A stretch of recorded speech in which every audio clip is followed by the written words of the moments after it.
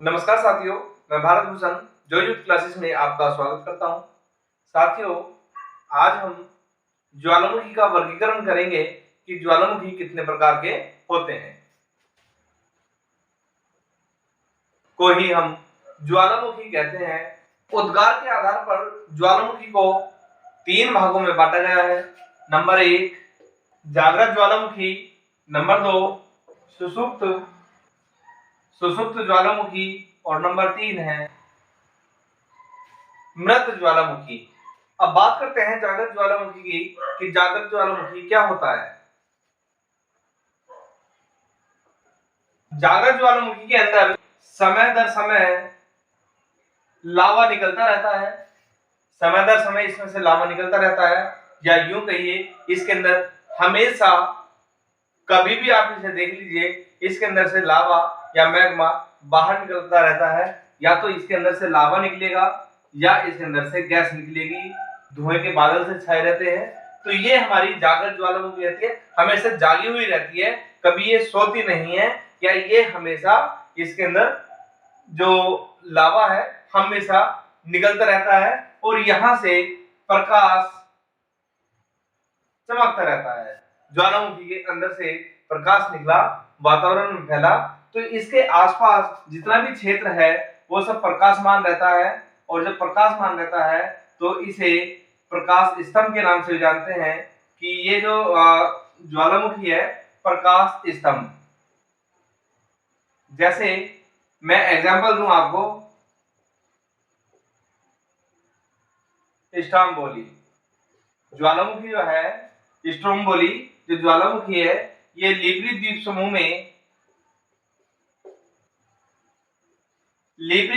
में पाया जाता है। और लिब्री द्वीप समूह जो पाया जाता है वो भूमध्य सागर में पाया जाता है। भूमध्य सागर में लिब्री द्वीप समूह है। तो ये लिब्री द्वीप समूह में स्ट्रोम्बोली जो जागृत ज्वालामुखी है तो ये पाया जाता है, जिससे हमेशा धुआंसा या प्रकाश निकलता रहता है। कोई ऐसा पल नहीं जाता जब इसके अंदर से धुआं या प्रकाश नहीं निकलता हो। तो ये स्ट्रोम्बोली इसका एग्जांपल है। दूसरा एग्जांपल इसका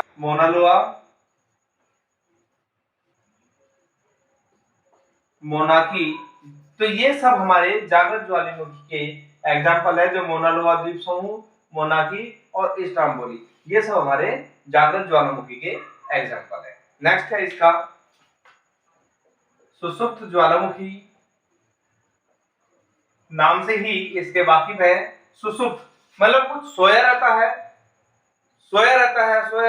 एकदम अकस्मात जागता है, या बिल्कुल निष्क्रिय होकर के पृथ्वी की आंतरिक सतह पर ये फैल जाता है और फैलने के बाद बिल्कुल शांत रहता है। इसका जो क्रेटर होता है, जो ये मुख होता है ज्वालामुखी का, ये बंद हो जाता है। और जब ये बंद हो जाता है, लेकिन ये एक नली, जिसके नली हमने इससे पहले वाली वीडियो में पढ़ा कि नली के द्वारा इसमें से लावा इसमें ये रहता है, हल्का सा धुआं निकलता रहता है। लेकिन क्या होता है, कुछ समय के बाद, साल 2 साल 10 साल 15 साल 20 साल 25 साल के बाद ये तुरंत एकदम सक्रिय होता है। और जब इसके अंदर गैस की मात्रा अधिक हो जाती है तो एकदम धड़ाम से इसमें से विस्फोट होता है और बिल्कुल चारों तरफ तबाही ये मचा देता है। और ये बड़ा खतरनाक ज्वालामुखी होता है। इसके अंतर्गत विसुवियस ज्वालामुखी का प्रमाण मिलता है, जो 69 ईस्वी को इस ज्वालामुखी में उद्गार हुआ था या विस्फोट हुआ था, जो यूनान शहर है, यूनान में इसका विस्फोट हुआ था, यूनान शहर में। और जो जगह थी इसकी जगह थी पिंपेरी नगर, बिल्कुल इसका तबाह हो गया था। यहाँ के लोग जितने भी थे वो सब मर करके खत्म हो चुके थे। ये विसुवियस ज्वालामुखी है। दूसरा एग्जांपल है इसका क्राकाटाओ, इसका दूसरा एग्जांपल है। जो ये दोनों ही ज्वालामुखी बिल्कुल विस्फोटक है और सबसे ज्यादा संवेदनशील है। उद्गार की दृष्टि से भयंकर ज्वालामुखी के अंतर्गत भी आते हैं, क्योंकि इनका उद्गार निश्चित समय 5 साल, 10 साल, 15 साल, 1 शताब्दी, तो कई दशकों में इसका उद्गार होता है। और जब ये उद्गार होता है तो इसके अंदर से भयंकर ज्वालामुखी विस्फोट होता है। तीसरा है शांत या मृत ज्वालामुखी।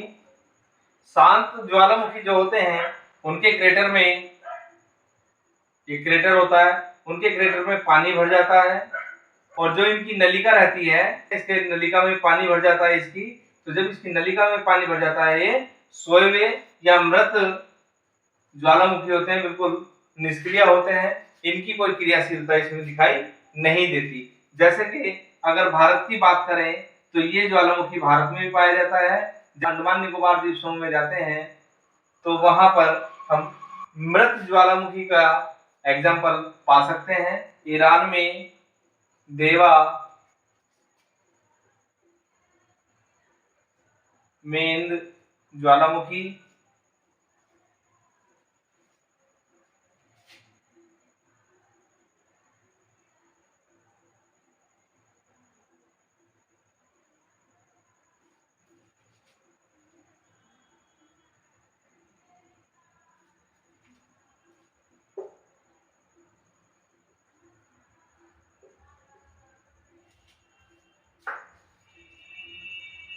कोहे सुल्तान ज्वालामुखी, ये ईरान में पाए जाते हैं। और अफ्रीका में कहें, अफ्रीका अंदर किलिमंजारो ज्वालामुखी, दक्षिण अमेरिका का एकोनकेगुआ ज्वालामुखी इसके उदाहरण है। तो इसके अंदर क्रेटर में पानी भर जाता है, इसकी नलिका में पानी भर जाता है, इसमें ये झील बन जाती है, इसका जो क्रेटर है वो झील बन जाती है। तो झील के कारण इसमें जब पानी भर जाता है तो ये उद्गार नहीं कर पाता और ये बिल्कुल शांत रहता है। आगे देखते हैं, ज्वालामुखी क्रिया से बनी विभिन्न आकृतियां को भी आज पढ़ेंगे कि ज्वालामुखी से कौन कौन सी आकृति बन जाती है। ज्वालामुखी क्रिया से बनी आकृतियां दो प्रकार की होती हैं। नंबर 1 ब्राहा स्थलाकृति और नंबर 2 है आंतरिक स्थलाकृति। जब ब्राहा स्थलाकृति की बात करते हैं तो इसके अंदर ज्वालामुखी शंकु बनता है। जो ज्वालामुखी शंकु बनता है वो शंकु के आकार का एक इस तरीके से एक आकृति बन जाती है। तो ये आकृति शंकु कहलाती है क्योंकि इसके 3 कोने होते हैं, 1 2 3, 1 2 और 3, इसके 3 कोने होते हैं, इसलिए ये शंकु आकार की होती हैं। इस तरीके से शंकु बन जाता है, जैसे एक जोकर की टोपी होती है, उसी तरीके से ये ज्वालामुखी की एक शंकु बन जाता है। अब साथियों, ये जो ज्वालामुखी का शंकु है इसे हम अलग अलग भागों में बांटते हैं। नंबर 1 है अम्लीय शंकु, दूसरा पैठिक शंकु, तीसरा मिश्रित शंकु, चौथा सिंडर या राख शंकु और लास्ट है गुंबदाकार शंकु।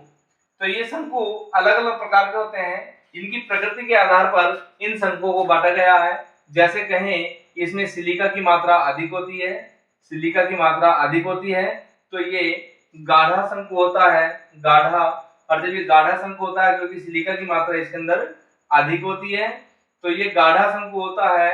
और ये जो है ये जब इसमें से उद्गार होता है, शंकु में से उद्गार होता है तो ये ऊपरी की आकृति में ऐसे ही जम जाता है और इसकी आकृति ये मोटी हो जाती है, तुरंत ये सूख जाता है। जब ये सूख जाता है तो यहीं से इसमें चटक भी हो जाती है और ये जल्दी से टूट भी जाता है हल्के से झटके से, क्योंकि जब इसके अंदर से उद्गार होगा तो उद्गार होने के बाद इसकी जो दोनों की साइडों की जो दीवारें हैं वो टूट जाएंगी, चटक जाएंगी। हम इसका एक एग्जांपल दे सकते हैं स्ट्राम्बोली। स्ट्रामबोली जो ज्वालामुखी है वो इसी प्रकार का बना हुआ होता है जो सिलिका की मात्रा इसके अंदर अधिक होती है। पैठिक शंकु में बेसाल्ट की मात्रा अधिक और सिलिका कम होती है। इसमें सिलिका की मात्रा कम होती है, कम, तो ये पैठिक शंकु होता है। तीसरा होता है मिश्रित शंकु। मिश्रित शंकु में राख, पंख, ठोस, शिलाखंड आदि का ये मिश्रण होता है। और इस शंकु की जो आकृति होती है वो एक नलिका होती है जो